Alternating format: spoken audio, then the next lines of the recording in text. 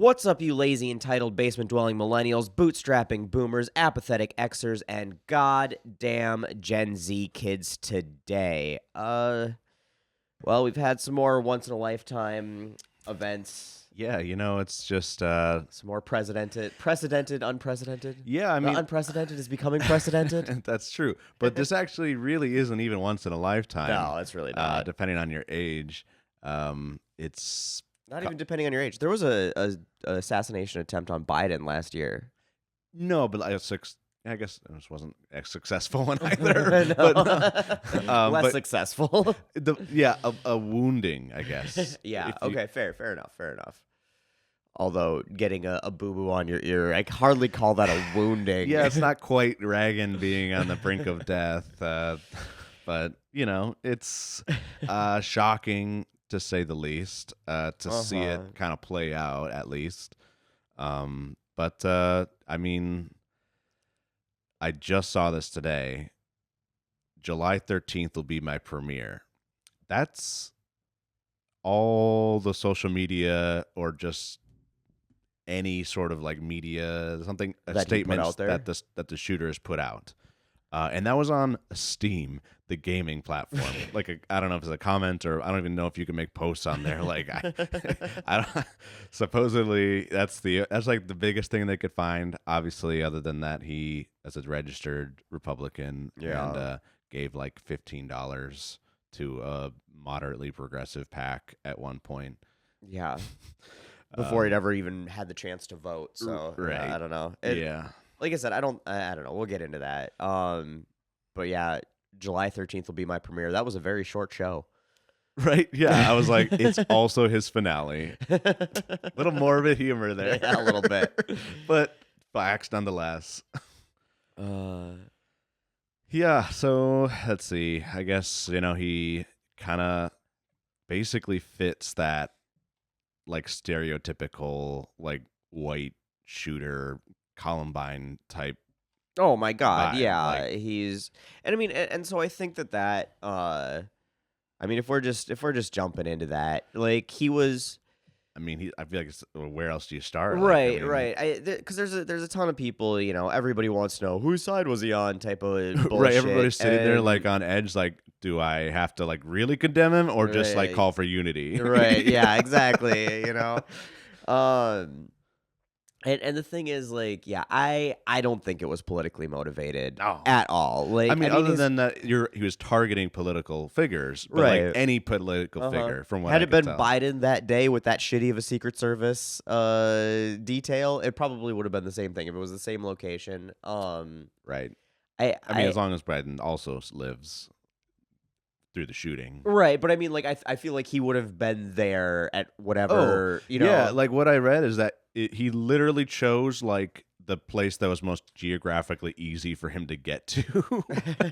yeah. So, like, it was pretty much the path of least resistance to get to Trump. And so, like, and that's why it really didn't surprise me that he was a Republican, because, like, to be fair, He's geographically challenged. well, that, but no, so like when you look back at the stories, and he fits the profile to a T, right? Like bullied white kid in school who Right. didn't have any friends, and his parents are, according to a internal Trump database, strong Republican, likely gun owner, Right. Obviously a gun owner. right? Yeah, obviously, and so he probably didn't have, but they were registered social workers too, which I found was weird. Yeah, that is doesn't fit like the coal miners' Right. fathers vibe, whatever you want to call it, or just But whatever. So lonely white kid, you'd think in that kind of situation probably didn't get the most love at home, that sort of thing. yeah. And so he was, looking for the place he belongs. And where's the first place estranged white kids go to that need attention? And it's always like Gun tube. gun tube, libertarian talk, Right. fucking. So of course they become Republicans, and then like he probably still didn't find it there. And then he's like, I'm just gonna shoot somebody famous, and everybody's gonna know my name. Yeah, I mean that's the vibe I got, was like he really wasn't like crazy into Trump necessarily, and even if he was, he just never made that public in any way. And he just wanted to make a name for himself and be famous and show the people who bullied him or whatever that like he was something. And maybe he should have taken something. some shooting lessons first. He was a part of a gun. I heard he didn't make the rifle team, like the high school rifle team or whatever. Do they have rifle teams in high school? I know they have trap shooting. I don't know. It was a comment on TikTok, so I'm taking it with a grain of salt. But I heard. No, he was part of the gun shop membership or whatever, the range membership. Honestly, we can talk about this as we get further into it, but I think it was just the pressure just got to him as a 20-year-old who hadn't been through any like seemingly traumatic acts of violence. No, I agree. I think that a lot of people are looking for something that's not. The person that I heard describe it that I thought was the best was, this was a school shooting during summer break. Well, right, and it's a 20-year-old, right? He's not in school anymore. Yeah, I mean, he could have been in college. Could have been in college, a VT type thing, but that seems pretty accurate. I guess if you're listening to this right now and you feel like we're being kind of piffy about it, that's what are you gonna do? That's sort of the vibe this is probably going to put off throughout the whole thing. Well, hey, I don't know if you watched my video about the assassination attempt. No, I don't know. Because it happened. So we were on my bachelor party. You were with me on my bachelor party, and this happens. And I told you about it. Well, no. So Jake, one of the other ones who was supposed to be on the bachelor party but didn't make it, he texted me. He's like, "Trump's been shot." And I was like, "What?" And then I like Google it, and like Trump's rushed off stage, like unharmed. I'm like, shit. And then like. I mean, okay, yeah, you know what? Yeah, that was my initial reaction. I don't give a fuck what y'all think, okay? Like, obviously, you're looking for some excitement in life, right? So whatever. And I'm like, I'm not even gonna bring it up. Obviously, we had a very mixed bag on my bachelor party of political ideologies. So I'm like, why now? Why now? And like, I'm just gonna let this slide. Like, nobody's paying attention to the news right now, right? We're out here, we're drinking, we're having a good time. And then Emily texts me. And I'm like, oh, man, okay. And then, like, 30 seconds after that, you're like, hey, did you hear it? I'm like, yes, I did. Yeah, I think we all pretty much, it was pretty instant, at least the two of us were pretty instantaneously advised. And our producer even texted us and was like, you guys got to talk about this crazy shit. And so, yeah, I mean, it's the first thing we're going to be putting out here this week. Yeah, but anyway, so like that happened, and then I was like, I'm like so indifferent. Like I did not care. Like to me, nothing changed because he barely got injured. What's gonna change? And that was my take on it, because then everybody was like, we're waiting for your take. I'm like, I'm on a bachelor party. I'm not doing a video about this right now. Yeah. And so I finally did it. Like that was the first thing I did when I got back, and I was like, I'm really, truly, deeply indifferent. Oh, like, I did see that one, yeah. And I was like, yeah, pretty much. I think we'd feel differently if he was actually legitimately hurt or killed. If he was seriously injured or killed, then it would have had a very different implications. If he didn't strut into RNC on Monday whatever, Tuesday. With a Tampax on his ear. Jesus, a maxi pad? My God. Yeah. So I guess now all of his fucking supporters are wearing maxi pads on their ear. Yeah, I brought mine, right here, just to make sure I'm in solidarity with our ex-president. Jesus Christ. But yeah, so that's kind of where I think it came from. This is not that uncommon of a thing to happen, really. No, it's unfortunately not. I mean, there's been a number of presidents being, hit with bullets, and just lots of attempts on presidents. It happens all the time. So 4 presidents have been murdered, assassinated. 3 presidents, including Trump, have actually been wounded by an attempt. And I still cringe at saying he was wounded. Yeah, I mean, right, grazed, I guess, is probably more accurate.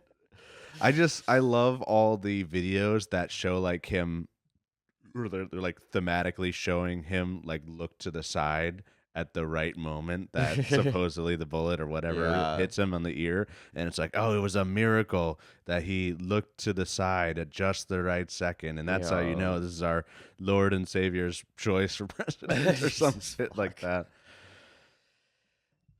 Yeah, no, I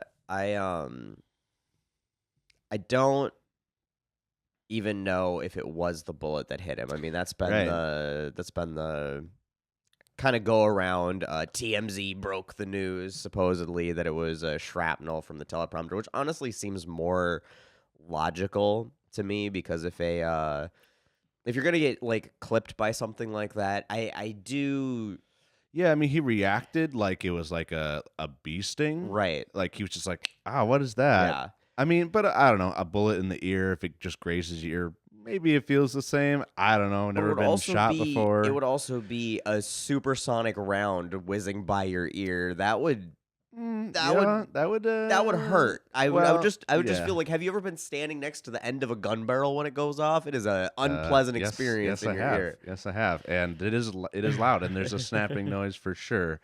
So, but he hasn't really made like a public comment about. well, there was no comment from the doctor after. Like usually, a doctor after they've treated a president makes a press release about what the medical profession. But they don't believe in medicine. So did he even see a doctor, or did he just like get like the EMT to like put a piece of bandage over his ear? He went to a local hospital that day because it's all the fucking conspiracy theories. My God, man. He went to the local hospital, not the golf course, and then went to Milwaukee the next day because RNC is going on. So he did go. See, wait, I went to the hospital, and then he actually did go to his golf course for the night. He just like stayed at one of the suites at his golf course. But he didn't go New Jersey. golfing. No, he didn't go golfing. Yeah. As far as I could research, I saw a bunch of stuff that was like, oh, the next day he went golfing and sunk a wicked ass putt. I'm like, fuck that. No. And yeah, he just went to the golf course where he owns a condo or suite or whatever, and so he stayed there overnight, and then he went to Milwaukee. So yeah, no, he's not quite as cool as you might make it out to be. No, he's a regular type dude-ish who eats a lot of McDonald's. Anyway, yeah, you got to carry this one for me, buddy, because like I said, I was pretty checked out coming back from the bachelor party and then getting a little sick here. So yeah, so I mean, to go to the attempts here, so like almost every president I think has had an attempt on their life. Like Jimmy Carter had 2 attempts on his life. Jimmy Carter. Mm-hmm. Obama had 8, and that makes sense because Totally. Republicans went fucking insane over him. Oh my God, there's a black man up in there. I know. And then Clinton had 5.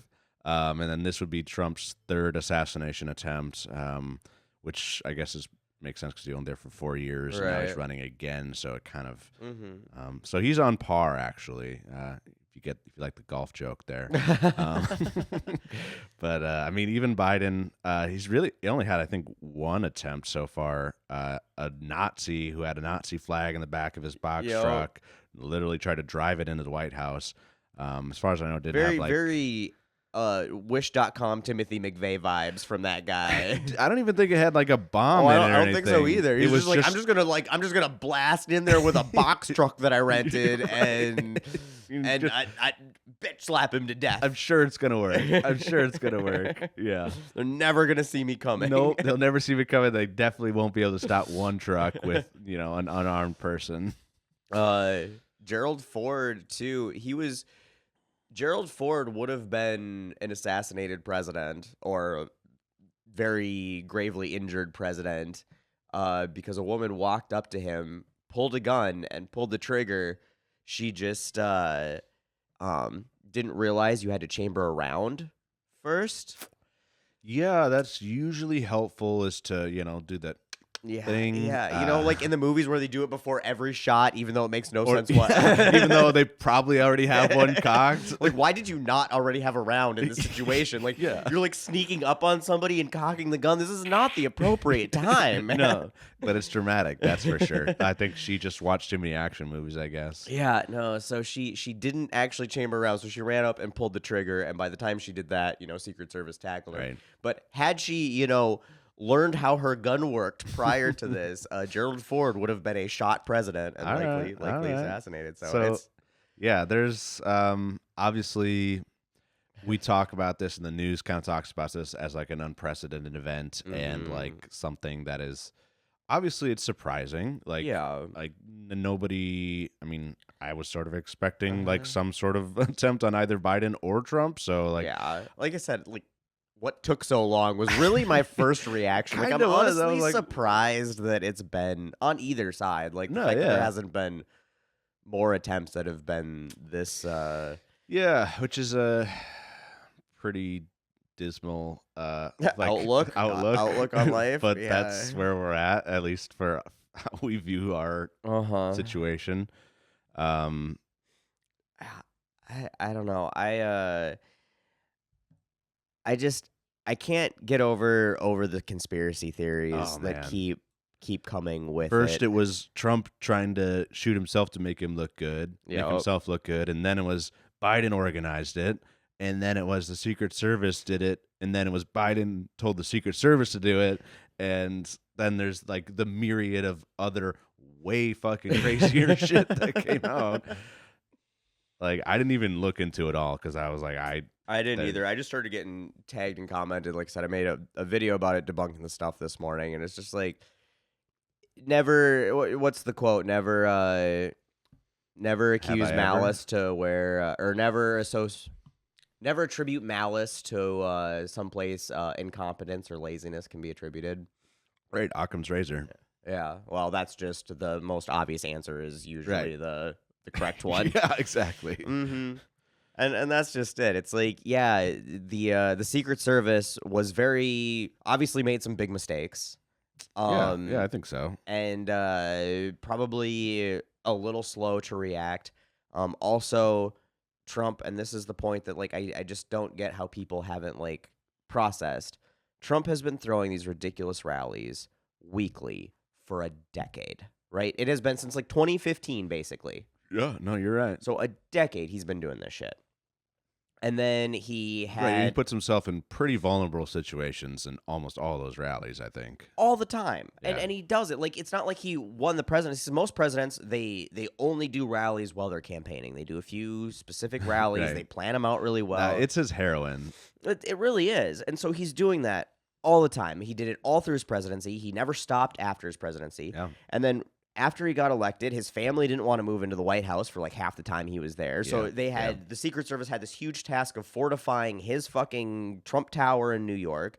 Then he wants to spend the rest of his time in fucking Mar-a-Lago. So they had to fortify all of that. Which he technically doesn't own, by the way, to anybody who doesn't know. Really? They will not allow him to put it as like a permanent address. Resident because that was he's like leasing it. It's like their agreement. They're like, this is our club. It's not something you can buy. He owns it. He's not allowed to live there as a permanent, or he's not supposed to be allowed to live there as a permanent resident per the zoning record or requirements of building it. He basically does. I think he just said "fuck you" to the rule, but which he always does with everything. Yeah, obviously. But anyway, so they had to fortify that basically, and now he's had to go. Like, how many times has Secret Service had to fortify a courthouse, let alone half a dozen courthouses around the country? So the president could show up for their multiple criminal and civil cases. True. And he's one of the most divisive people probably in history. So it's, there's credible threats against him all the time for his own rhetoric and what he's doing. It's gonna burn the Secret Service out. Like that's a lot of work to do all of the time. More work than they've probably ever had to do with any president ever. And probably, and all the golfing he does, he golfs more than like the last like 3 presidents combined basically. For sure. So like he's always out and about, And so, like, of course, and then he treats his staff like shit. Like, I mean, Right. Was it like 40 out of his 60 like White House cabinet appointees aren't endorsing him this time around? right? So that tells you something. Exactly. And he doesn't like being told no. And the people who are going to tell you no the most are your security detail because, Right. like, Yeah. that he would want to be, like, rappelling out of a helicopter into a fucking rally or some shit. Like, I don't know if he's quite that athletic. no, but- he's not. But he definitely has come into a meeting and been like, "This is what I want to do, guys. I want to be like shooting machine guns coming down out of a fucking helicopter, okay?" And Yeah. they're like, "No, you can't do that." And he's like, "Well, you're fired then." And You're fired. and the Secret Service guys that are actually competent are like, "Thank fucking God," and leave. And so now you've got junior ROTC Secret Service agents that probably hate their fucking life. I mean, you just think about it. The guy was being shot at, and he's like, "No, I need to go back for my shoe." And then he's like, "No, I need to stop for a fist bump." And they're like, "We are protecting you with our bodies, and this is what you're prioritizing. Like, you clearly don't care about our lives." Yeah, that would be tough.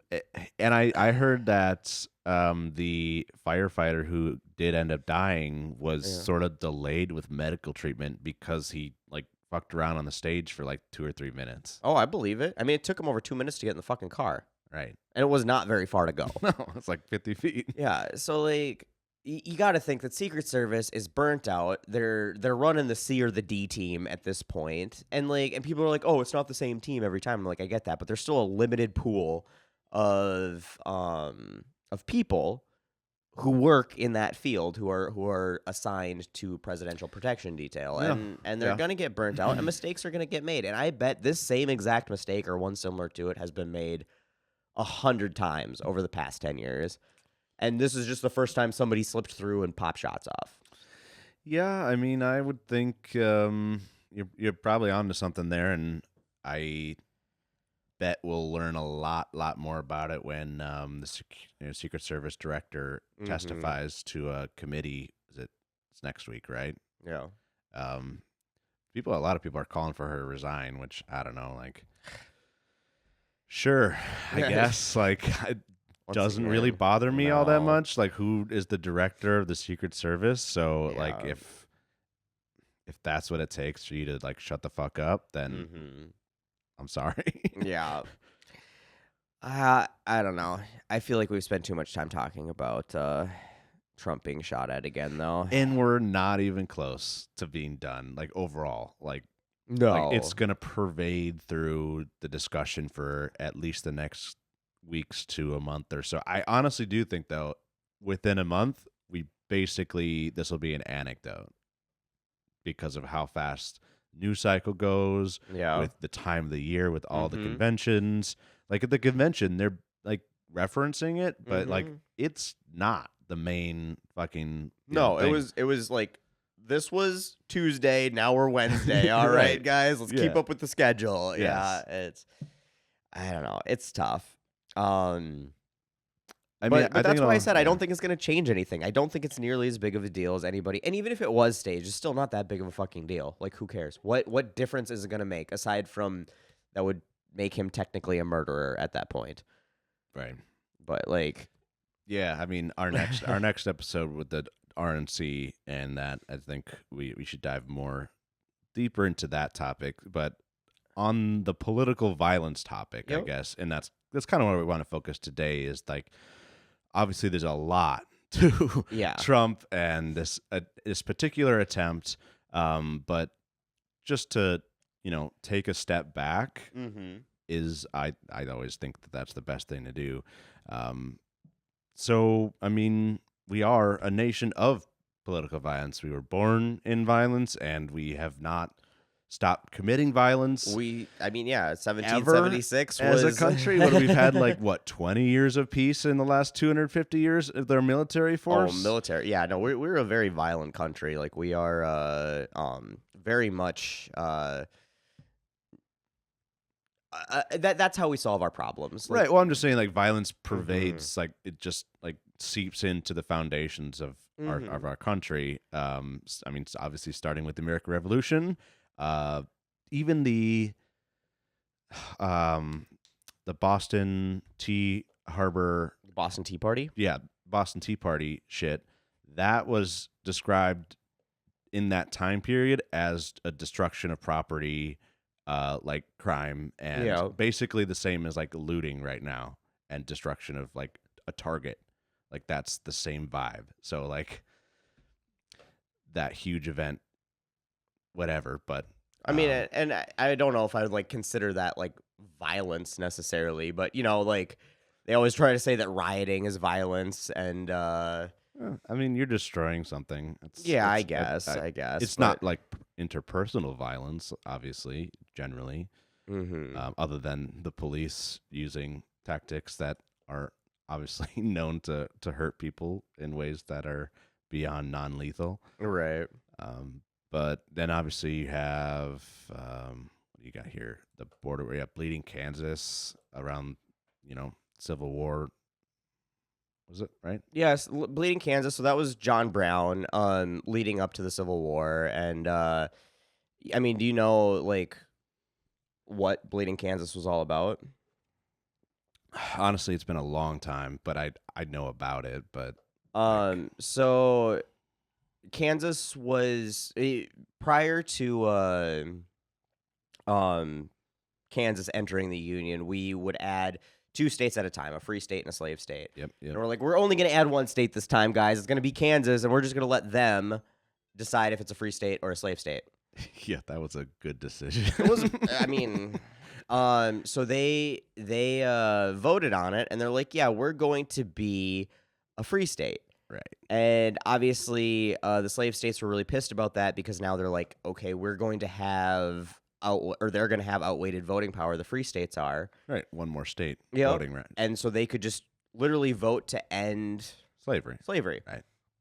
And the problem then obviously came that people were freaking out about that, and there started being a bunch of terror attacks both ways across like the free and or the people who wanted slavery and the people who were fighting slavery. And that's where John Brown came in and Bleeding Kansas, and that's what they're fighting over. And Kansas entered as a free state, and then they're like, all right, Civil War time. And they like that's literally what it led to. So that was a ton of political violence leading into, obviously, the Civil War could be categorized as political violence as a whole. Yeah, I mean, I think that's a pretty easy claim to make that the Civil War essentially was the most politically violent act that, other than the founding of our country, that and certainly more in a way that we can understand today, being internally and sort of like a 2 sides fighting each other sort of like vibe, and weirdly similar states on the same side kind of today. Yeah. So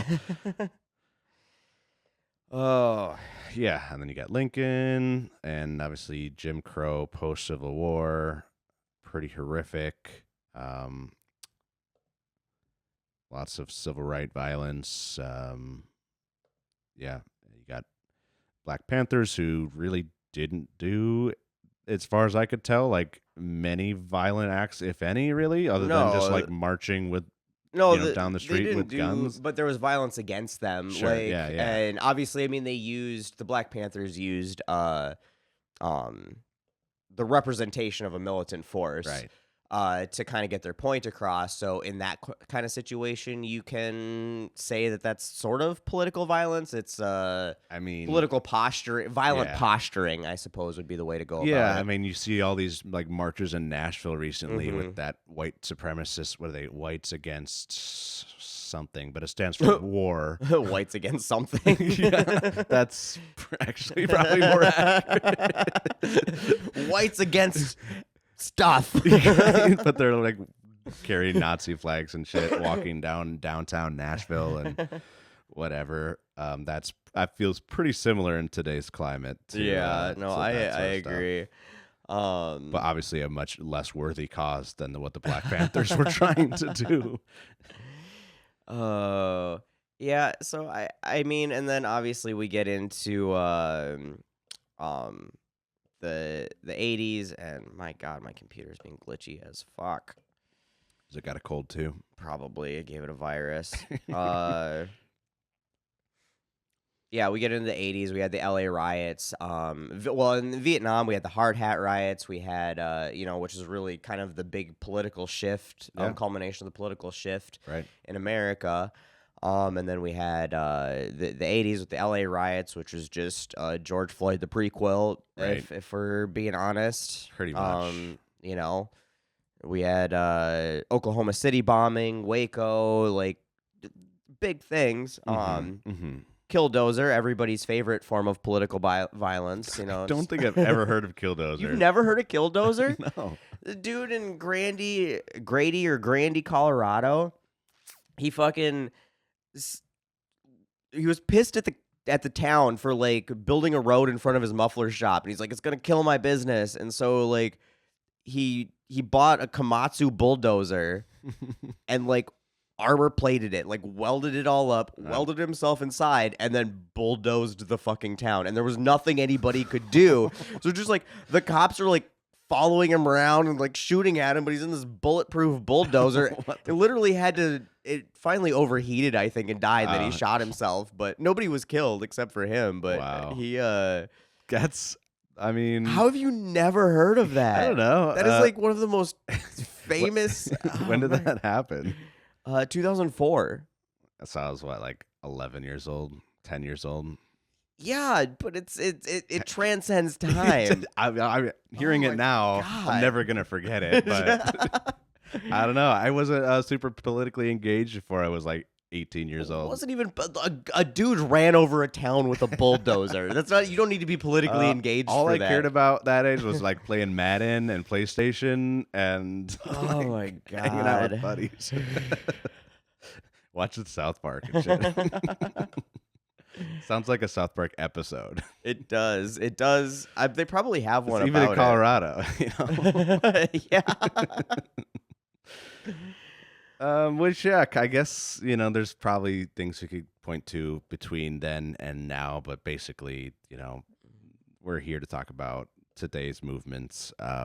Obviously, with George Floyd and Black Lives Matter protests, obviously justified, certainly, in many of the protests they have done. And then you have, has there been a lot of actual violence from MAGA other than just like Republican people like committing like shooting up synagogues and shit? I guess that's very much so political violence. Yeah, I mean, like Dylan Roof, I would consider very much political violence. Right. The dude who drove through the crowd, in Charlotte, or was it Charlotte or Charlottesville? Charlottesville, yeah. So like, yeah, I would consider all of that political violence. Right.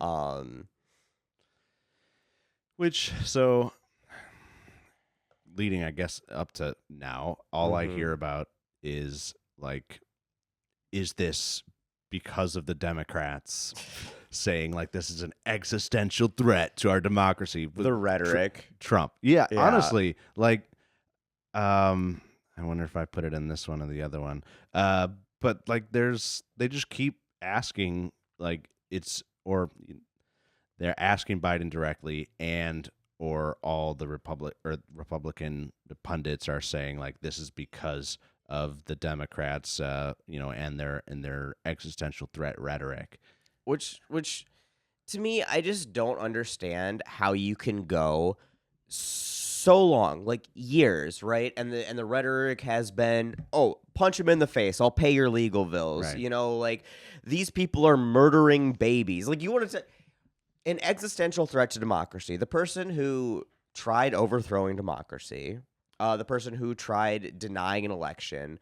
You want to say that rhetoric didn't lead to this. Right. No, and that's my exact point. Like, first of all, for all intents and purposes, doesn't look like the shooter gave a flying fuck. No, it wasn't even like, so it like, look like it was this is like a step, and this is a step being taken by CNN and MSNBC, mind you, not even just like Fox News. They're taking the next step and saying, oh, it is absolutely our rhetoric, or why are you saying this, Democrats, when it doesn't have anything to do with the shooter, as far as you can tell.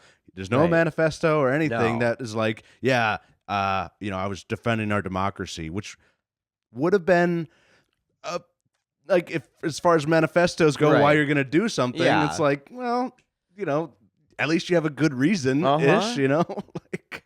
Well, and that's But that's not what we have here. no, it's not. It's not. It does not appear politically motivated at all. And it doesn't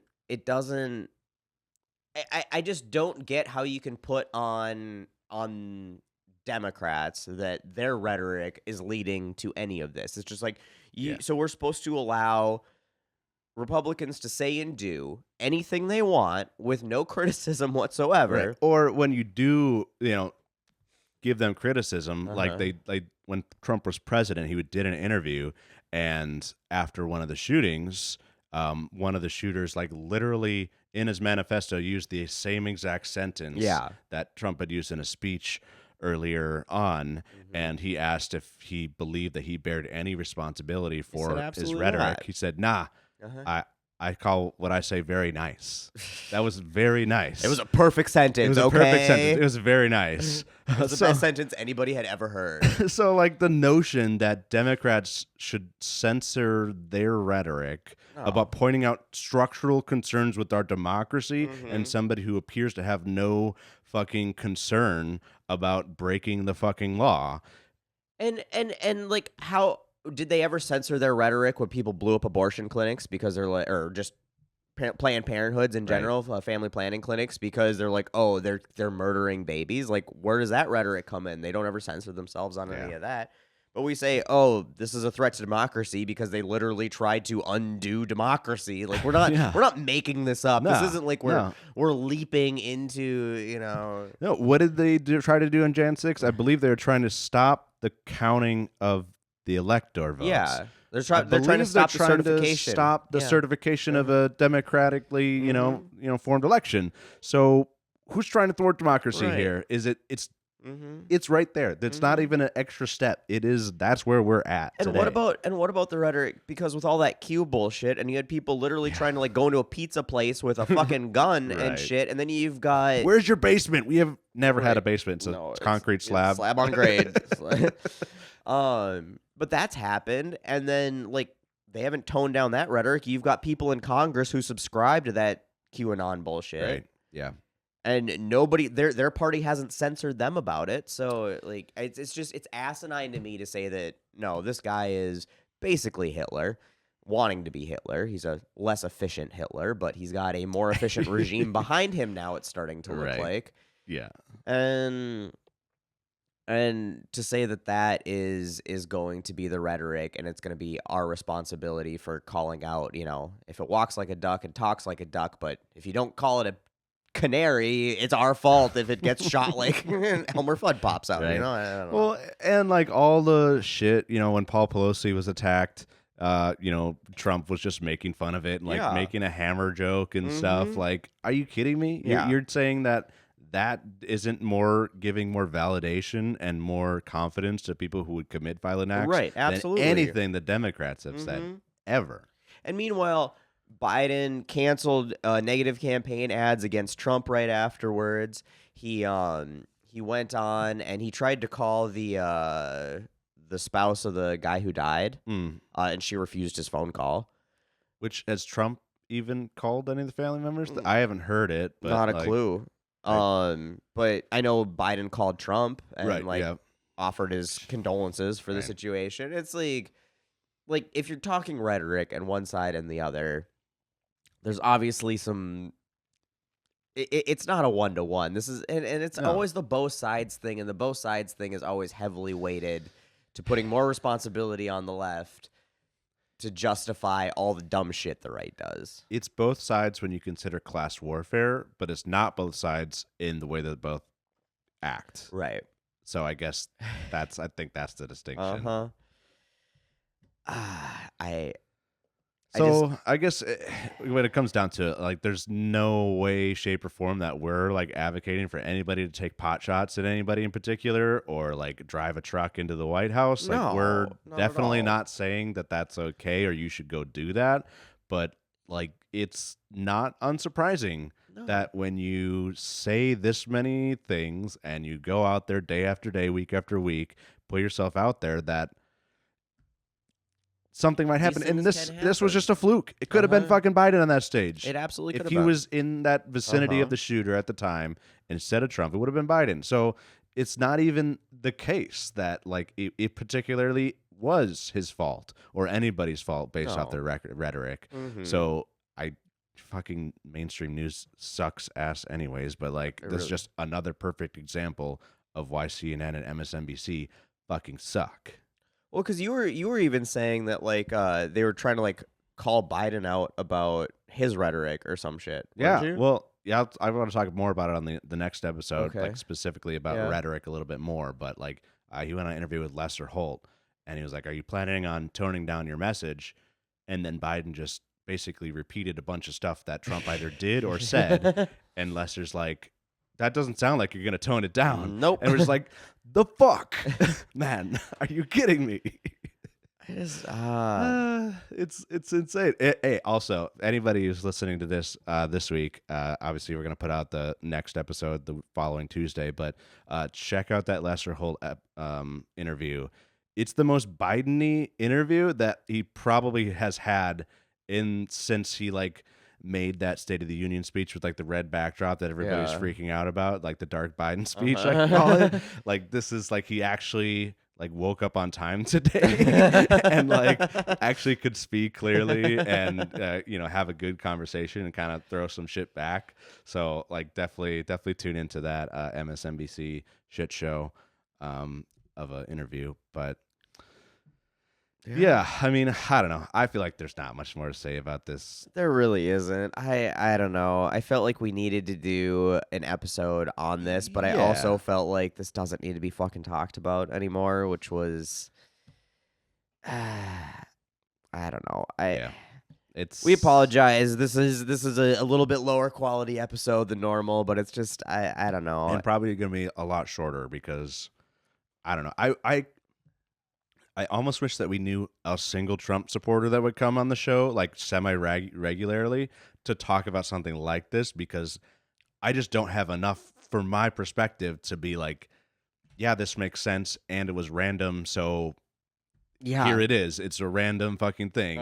And like to have somebody who is more, I don't want to say like into it or like plugged in, because we're fucking plugged in. Right. It's about as far as you can get without being like having accounts on Truth Social and shit. Like I'm just not gonna put myself through that. Right. No. So like I wish we had maybe just somebody else who was more. I feel like I scare those people away though. I don't know what it is. I don't know what I could have ever done to make them feel uncomfortable. We'll give you a beer, interacting with me. But. Like I don't think we're overly hostile most of the time. We try to keep things pretty tame and pretty fact-based, which that might be the problem. That generally is the problem, and I don't know. Who knows? But I guess, I mean, I think we should just end this short. I still can't believe you don't know. Sorry, I just scrolled across my screen again, but fucking Killdozer. My God. How did you not know about Killdozer? Like, hold on, let me just do a quick Google search to see if I didn't just block it out of my. They even made a movie about it called Tread. Yeah. Okay, so Killdozer. I mean, it was a shitty movie, but like, what a just putting aside of the craziness of it. Yeah. What a good job welding that fucking Killdozer, man. Like that's some pretty impressive work. Like he probably should have. This is really the first time you're seeing these images, and this is the first time you're seeing these images. Yeah. How? I do not understand how you never knew about this. Like the guy's like a libertarian folk hero. Is he? Oh, yeah, because, like, the city was screwing him over with permits and unreasonable zoning or whatever. Honestly, I mean, this story's way more nuanced. The guy was kind of a douchebag, it sounds like. But, like, sure, yeah. He didn't kill anybody in the process. Well, yeah, I mean, that's probably pretty fucking lucky considering he just bulldozed literally the entire town. Was it really almost like every building? Yeah, it was like he was going through, it was mostly like government buildings and like shops of people that he didn't like, owners that he didn't like. He had a list. Oh, he had a list. He had a list like Ace Ventura, Pet Detective list. Man. It's just nuts. I can't believe we Wow. Maybe we'll watch that movie sometime. Yeah, you need to go down this rabbit hole when you get home today or just sometime soon. And next time you're working. Yeah. Okay, so I just found this. It's called this guy Whistling Diesel on YouTube. Oh, It's yeah? got 7.5 million views Uh-huh. only 6 months ago. He said he's interviewing Killdozer victims while showing up to their places in a bulldozer. Sounds like some Whistling Diesel bullshit. It's a pretty baller move. It's fucked up. But It's fucked up. That guy is pretty fucked up. that sounds like it, dude. Yeah, very real Netflix doc about man. Yeah, we love documentaries. My wife and I'll probably tread. We'll have grab a couple beers and watch this All one. right. I just cannot fucking believe you did not know about this. Yeah, I don't know. I guess I just missed it. One of the greatest stories of civil disobedience ever. Yeah, if you could call it that. Yeah. I guess you could. Just like we're talking about political violence, and like literally for everybody at home, we got our like little sheet that we kind of go off our outline, and I just put Killdozer in there. And he's like, I don't know what Killdozer is. And I'm like, how the fuck do you not? You know, It's like the one thing I didn't think I had to describe. I was like, yeah, well, I'm just happy I can still surprise you. yeah, good job. Even if it's with my incompetence, apparently. Just like I just don't understand. It was like it's so permeated into popular culture. Maybe it's just because like like your family is much more into like your shirt has a fucking loader on it, like it's just An like excavator. excavator. Yeah, I don't. Maybe think it was so. more like, oh, that'd be fun. I mean, there's to do. like there's memes about it. There's like don't tread on me flags, but it's Killdozer. I haven't and seen that. like I haven't there's seen that. Killdozer memes. Sometimes reasonable men do unreasonable things. Like there's so many. It's so popular. I don't know. Anyway, guys. I think we've beat this to death. Yeah. Hey, we're just giving you guys a break. Go back to your regularly scheduled podcast a little earlier today. So hopefully you found this to be a thing where you heard about stuff and it was not entirely unenjoyable. Yeah, and we promise if this is your first time tuning in, most of our stuff is more well-researched, not just us drinking and rambling. But again, we are recovering from a bachelor party, and That's true. I'm recovering from being sick. And we do drink and babble on for a while sometimes anyway. That does happen. But normally we do a lot more research because normally it's a topic that, we really could have gone into like the politically violent movements about specific things that happened, but it's not related at all to a situation like this. And I think that's ultimately the point of this episode was the fact that like the rhetoric about political violence is like shut the fuck up at this point. Like this is not a new thing. This is not a also like that. This type of rhetoric has been going on since 2015, since Trump. Absolutely. And is a perfectly normal thing to have happen when you're campaigning, especially for presidency, is for flamboyant rhetoric. And I don't even know that some of this stuff is all that crazy or new. Right. No. It's pretty standard stuff. And I don't think that assassination attempt on a president is all that unprecedented. It's clearly not. It's clearly not. I mean, historically not. And I don't think like I think that this is not something we need to get super tied up on. Yeah, I don't want to call it a nothing burger, but like it's close. It kind of tastes like that. Yeah, like it's not quite a little bland. It's not quite well done enough. They didn't season it enough. Yeah. Not enough Worcestershire. Worcestershire sauce, I call it, just to keep it easy. Everybody knows what you mean. So yeah, guys, remember, just don't fucking care about it. Just move on back to the important things because there's some very real, very nasty things going on right now. We are absolutely going to get into what those nasty things are in a few episodes upcoming. I know there's a lot to go through and a lot of content has come out recently about stuff like Project 2025, about the Chevron decision with the Supreme Court. See our last episode or whatever. But a lot of that stuff is related and definitely premeditated. Yes. So we're going to We still need to do more research on the Project 2025 stuff, which is why that episode isn't this week or next week, but that will be look soon. Forward to it here, hopefully in August. Yep. I think that'll be there. But obviously, also help us out with any sort of merch that you may enjoy looking at. Yeah. Stickers, hats, koozies, offdragon.com, right? Mm-hmm. If I see sometimes it's like list the website name, and that's all it is. It's just offdragon.com. And that one was surprisingly not taken, so I got that's the so domain. weird. I don't know why. But also look into our YouTube memberships, Patreon memberships. We're gonna try to bring more specialized content a little bit right now. It's sort of like a just thank you for creating some content kind of vibes. But if we do talk to people who sign up, especially for Patreon, I've talked to a couple people on there.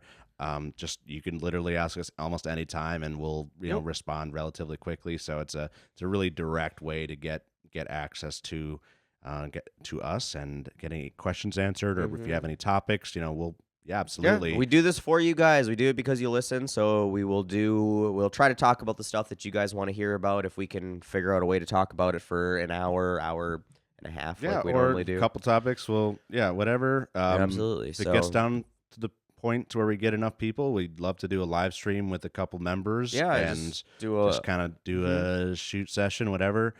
Yeah. So we appreciate you guys.